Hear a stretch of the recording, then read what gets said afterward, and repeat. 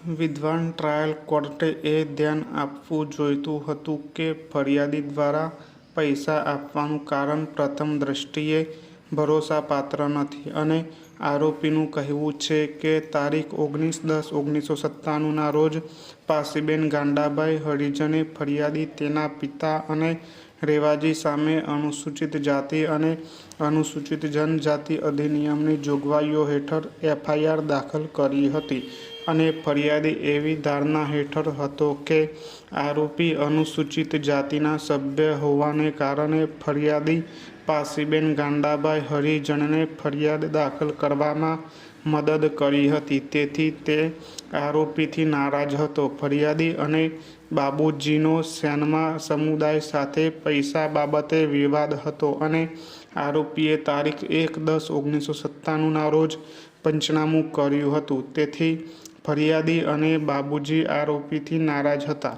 તેમણે આ કેસમાં આરોપીઓને ખોટી રીતે ફસાવ્યા હતા. વિદ્વાન ટ્રાયલ કોર્ટે પટેલ દિનેશભાઈ અંબાલાલ અને કરશનભાઈ ભવાનભાઈ સોલંકીના પુરાવાને ધ્યાનમાં લેવામાં નિષ્ફળ રહી છે અને આ બંને સાક્ષીઓના પુરાવા પરથી સાબિત થાય છે કે આરોપી પાસેથી વસૂલવામાં આવેલી રકમ ગેરકાયદેસર વળતરની ન હતી, પરંતુ તે રકમ તલાટી કમ મંત્રીશ્રીના કાર્યાલયમાં ઉપયોગ માટે કબાટની ખરીદી માટે ફરિયાદીએ સ્વેચ્છાએ તેના હિસ્સા તરીકે આપી હતી.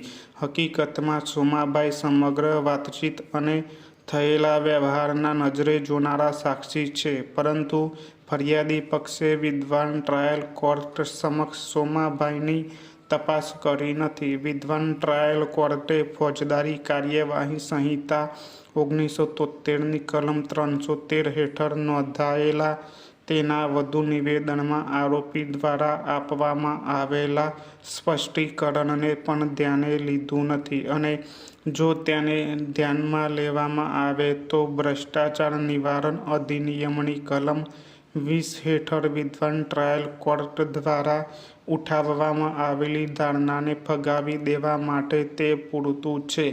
હકીકતમાં આરોપી ફરિયાદીની કોઈ તરફેણ કરવાની સ્થિતિમાં ન હતો, કારણ કે આરોપી જમીનની યોજના બદલવા માટે સક્ષમ ન હતો અને ફરિયાદીની મ્યુટેશન એન્ટ્રી ટ્રેપની તારીખ પહેલાં જ મહેસૂલ રેકોર્ડમાં પરિવર્તિત થઈ ગઈ હતી.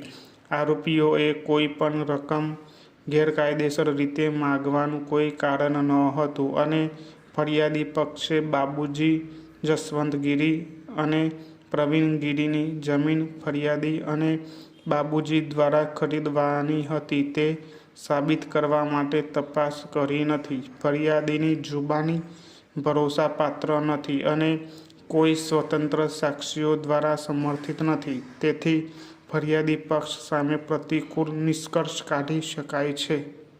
કારણ કે સોમાભાઈ ફરિયાદી પક્ષના સમર્થનમાં જુબાની આપવા માટે શ્રેષ્ઠ સાક્ષી હતા. ફરિયાદી પક્ષે કેસને વ્યાજબી શંકાની બહાર સાબિત ન કર્યો હોવા છતાં વિદ્વાન ટ્રાયલ કોર્ટ દ્વારા વિવાદિત ચુકાદો અને દોષિત ઠેરવવાનો આદેશ પસાર કરવામાં આવે છે. તેથી વિવાદિત ચુકાદો અને દોષિત ઠેરવવાના આદેશને રદ કરવો જોઈએ અને બાજુએ મૂકવો જોઈએ તથા આરોપીઓને ગુના માટે નિર્દોષ જાહેર કરવો જોઈએ.